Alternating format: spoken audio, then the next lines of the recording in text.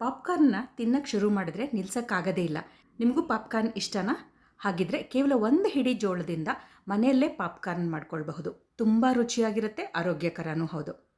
ಹೊರಗಡೆ ನೂರಾರು ರೂಪಾಯಿ ಕೊಟ್ಟು ತಿನ್ನೋ ಪಾಪ್ಕಾರ್ನನ್ನು ಕೆಲವೇ ರೂಪಾಯಿಗಳಲ್ಲಿ ಮನೆಯಲ್ಲಿ ಮಾಡಿಕೊಂಡು ಎಷ್ಟು ಬೇಕೋ ಅಷ್ಟು ತಿನ್ನಬಹುದು.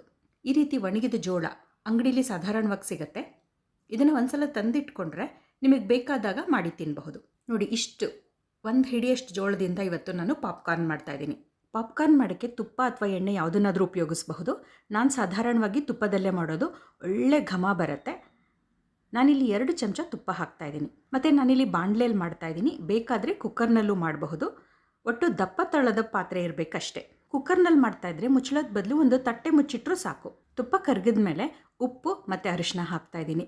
ಬೇಕಾದರೆ ಚಾಟ್ ಮಸಾಲನೂ ಹಾಕಬಹುದು. ನಾನಿಲ್ಲಿ ಹಾಕ್ತಾಯಿಲ್ಲ. ಇಲ್ಲಿವರೆಗೂ ಉರಿ ಕಡಿಮೆನೇ ಇರಲಿ. ಈಗ 1 ಹಿಡಿ ಜೋಳ ಹಾಕ್ತಾಯಿದ್ದೀನಿ.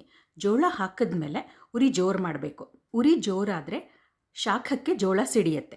ಹೀಗೆ ಕೈಯಾಡಿಸ್ತಾ ಇರಬೇಕು. 1 ನಿಮಿಷನೂ ಇಲ್ಲ, ಅಷ್ಟರಲ್ಲಿ ಜೋಳ ಸಿಡಿಯೋಕ್ಕೆ ಶುರು ಆಗುತ್ತೆ. ಜೋಳ ಸಿಡಿಯೋಕ್ಕೆ ಶುರು ಆದ ತಕ್ಷಣ ಮುಚ್ಚಿಟ್ಬಿಡ್ಬೇಕು. ಹಾಗೆ ತೆಗೆದಿದ್ರೆ ಇಡೀ ಅಡುಗೆ ಮನೆ ಸಿಡಿದ್ಬಿಡುತ್ತೆ.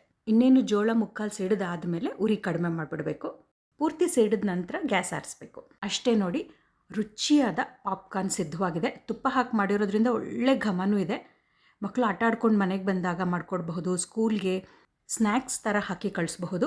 ನಿಮ್ಮಲ್ಲಿದ್ದು ಸಾಕಷ್ಟು ಜನಕ್ಕೆ ಗೊತ್ತಿರಬಹುದು. ಗೊತ್ತಿಲ್ಲದೆ ಇರೋರು ಯಾರು ಇದ್ದರೆ ಅಂತ ಅವರಿಗೋಸ್ಕರ ಮಾಡಿದ್ದೀನಿ.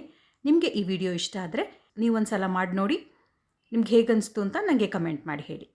ಇನ್ನೊಂದು ಅಡುಗೆ ಜೊತೆ ಮತ್ತೆ ಸಿಗ್ತೀನಿ.